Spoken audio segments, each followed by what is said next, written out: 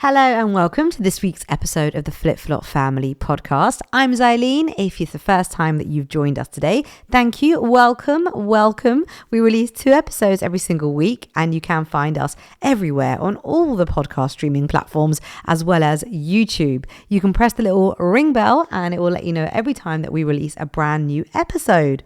So, how are you this week? Are you feeling good? I cannot believe that it is half term next week. If you have children, you will probably agree that it has totally and utterly crept up on us. It's been a seriously short term and I just don't know where May is going really, but it is half term, only a day left until the kids are off. But I do enjoy half term, I have to say, because you can be a little bit more lax about the wake up times, and if you're doing stuff, you don't have to worry about pick up times. You can just chill a bit, right? Have a week off. Emiliana is having part 1 of her 3 birthday parties over the half term. It's not even her birthday yet. Her birthday's in June, but she's been very organized in planning her parties and the activities and has basically just billed me and Ben for it, which is very, very kind of her. But no, it's at home, so it's okay. But in terms of the activities, it's quite funny really because she's planned all these things and it's a bit like a baby shower, you know how you do like who knows the mum best and stuff. Apparently it's who knows the birthday girl best. It's all very interesting, but it should be a lot of fun. I'll definitely need to try and get some energy or not do anything for a few days leading up to it as entertaining 12 to 13 year olds. Well, to be fair, I probably won't have to do much entertaining, but yeah, it'll be fun. Me and Ben say this, but at the same time, we absolutely love having the kids and their friends over because it just gives the house so much life. And we've worked so hard with this house over the past few years to create space and nice environments that, it's nice to see people enjoying it, I guess.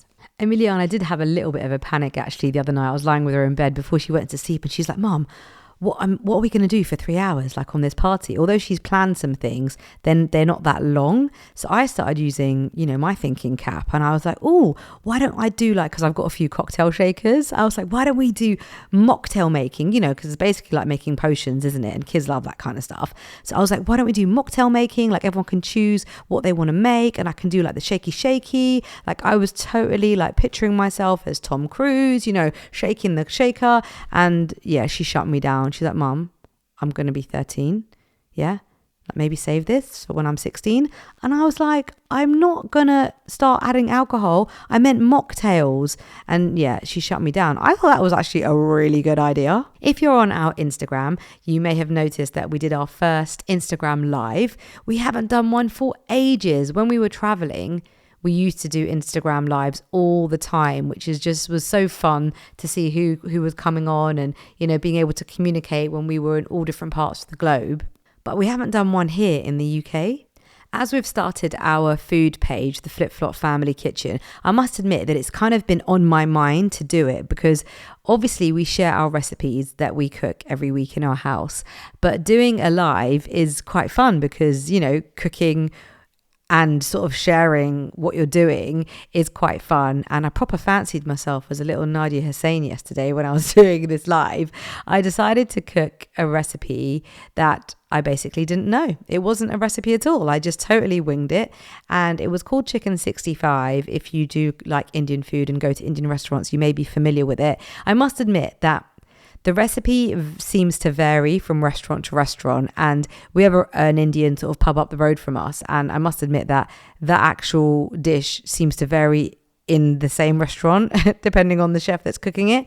So, but I do like the flavors, and I just thought based on my palate and the flavors that I thought were in it, I could just make something. So that's what I did on the Instagram live. If you want to watch it, it's on the Flip Flop Family Instagram page. It's still there. And then the finished product is on the Flip Flop Family kitchen page. It was tasty. Definitely think it needed a bit more of everything, but it was really tasty. And we had it with tadka dal and rice, and it was really delicious. And me and Ben polished off the leftovers today for lunch. So it's a bit early on in our podcast, but I would have to say that the dish of the week is the chicken 65, and I have written up the ingredients that I used and how to make it on the Flip Flop Family Kitchen Instagram page, so do check that out. Yesterday, we received a little package. It's quite nice because there is this media company called Media Hive, and every so often they will send us things that they are promoting. And they have a lot of different authors from the BAME community. And this one in particular is from an author called Serena Patel. It's a children's book and it's called Pia's Pet Club, Puppy Problem. And it's published by Usborne, and it just looks really good. It's really fun and vibrant. It's bright yellow, and it's all about Pia, who basically really wants a puppy, but her parents keep saying no. So Zach will definitely be reading that in the coming weeks, and we can do a review on it and let you know how good it was. But it's quite funny, really, because when I read the synopsis at the back, shortly after, Ben was saying to me that there is 3 things that he really would like this year, or he said he'd be happy if he got these 3 things this year. Number 1, a new car. This is feasible. Number 2, a dog. This is possible. Number 3, a baby. A baby. I mean, where on earth does he think he's getting a new baby from? Because this chap is well and truly close, people. I mean, don't get me wrong. I would have loved to have had 3 babies, but I think we were just busy with life, and now I feel like it's too late, as Zach is going to be 10 this year and Emiliana is going to be 13. And no joke, we have been having this conversation for probably at least 5 years. So if we had just done it 5 years ago, it would have been all right. But I feel like the ship has sailed now. So hopefully Ben can at least get 2 out of 3 this year, and I think he'd be a really happy bunny. Coming back to Media Hive, they generate exposure and reach and engagement within the traditionally hard to reach BAME diverse communities, which is why I really love them, because these days we are seeing more and more Black, Asian and minority ethnic people in the media, and we are definitely much more represented than we ever used to be. And I think through sort of literary and through screen, BAME people and sort of our cultures and traditions are almost becoming more normalized, which is really nice. I mean, even on this podcast, I often refer to Nani and Nana, which is my parents, and that's what my kids call my parents, and Masi and Mamu, which is what my kids call my sister and my brother. And I just think just by using that sort of terminology without explaining it, it almost makes it normal. And even that show that I mentioned on the previous podcast, that was our thing to watch of the week, which was a program called Mo on Netflix, and it's all about a Palestinian family. And even in there, like you learn so much from other cultures being represented on screen, but at the same time, again, it becomes normalized, like their terminology and the words that they use, and then they're not as scary to people. So if I had married someone from the same community as me and same religion as me, my children would call their dad's mum and dad Dadi and Dada, or Dadima and Dada Bapa if you want it the long term.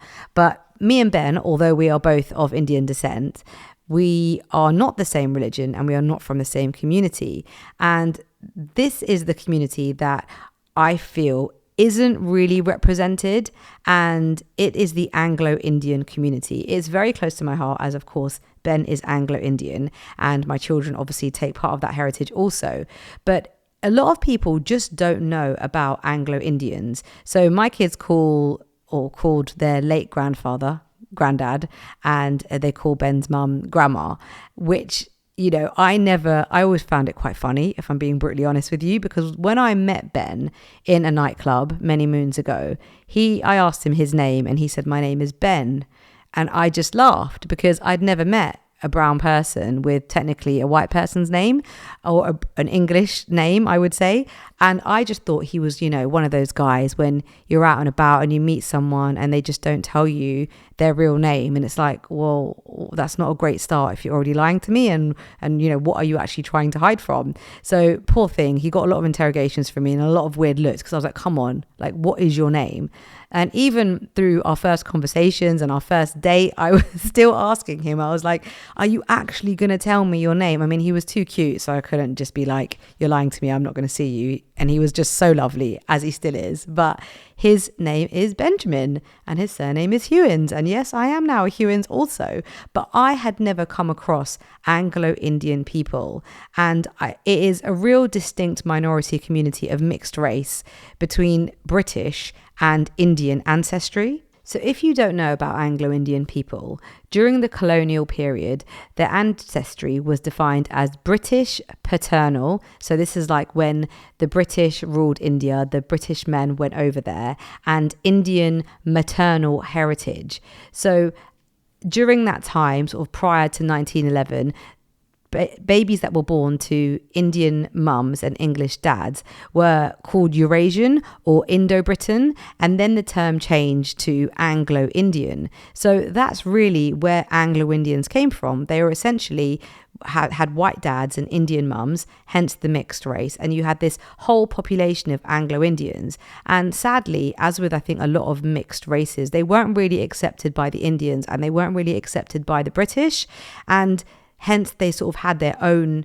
Anglo-Indian community. And a lot of the Anglos came to the UK, and my in-laws, so Ben's parents, that generation, of course there is lots of well, I don't know how many there is, but there is more of a community among that age than there is among Ben's age, because it's almost a bit of a dying race, because you've got these Anglos and then, you know, the British left India, and so essentially there was no more of these Anglo-Indian babies being born. And some Anglos did marry other Anglos, which I think is Ben's parents' sort of age range. They married other Anglo-Indians and had children, hence Ben.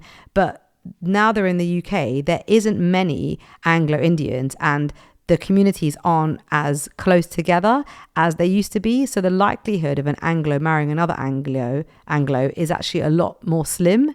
And so sadly, it is kind of disappearing. And even when Ben was younger, he used to tell me how he used to go to these Anglo-Indian dances, and there's always music, and it just seemed like a lot of fun amongst the Anglo-Indian community. And I just thought it's important to talk about all these different diverse communities, and I just don't think that is represented on screen or in books. But I know that Ben has already started writing so many books, and he writes children books, and they're amazing, and hopefully he will bring that Anglo diverse community to light.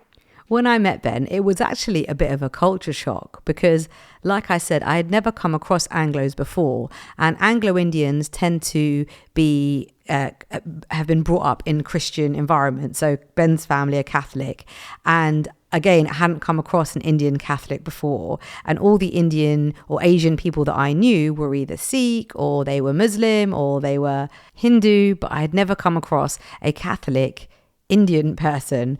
And so even like the kind of, although they do eat Indian food, there is also the English influence. Most Anglo-Indians don't speak Indian languages, they just speak English. Ben's family, or Ben's mum does, but not everybody does. And at events and stuff, they tend to wear more English clothes as opposed to Indian clothes. So it was a real kind of learning curve for me to understand what Ben was and what Anglo-Indian was. And there are actually a lot of famous Anglo-Indians that you may know of, but you may not know that they're Anglo-Indian. You've got Engelbert Humperdinck, you've got Norah Jones, Ben Kingsley, Joseph Rudyard Kipling, who wrote The Jungle Book, Freddie Mercury, you know, the rock star, and Sir Cliff Richard, who was actually born in Lucknow, which is where my mother-in-law is from and where we've visited and where Ben actually went to school for a period in his life. So, you know, the more you look into it, the more you'll find out about it. And if you are interested, there are loads of YouTube videos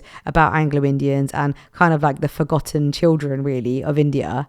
I mean, I could go on, and it would be actually really nice to actually do like an interview with different people, the Anglo-Indian community, and sort of their take on it, because I just find it so interesting that the Anglo-Indian community was born from the British ruling India.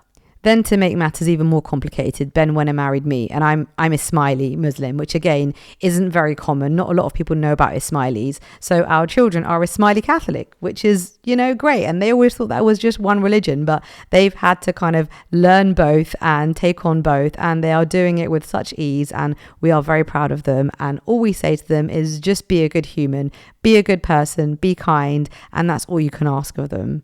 They will be asking for a lot of things though this week, as it is half-term week, and they'll be wanting to have lots of fun, and of course we want to have fun with them. So my day out thing to do this week would be bowling, because unfortunately this May half term, it looks like we are going to have some rainy days, and bowling is a great indoor activity, isn't it? I love a bit of bowling, and it all gets very competitive in our family. But of course, as with anything, when you take the family to do an activity, the price can rack up. So my savvy tip for you is to try out Hollywood Bowl.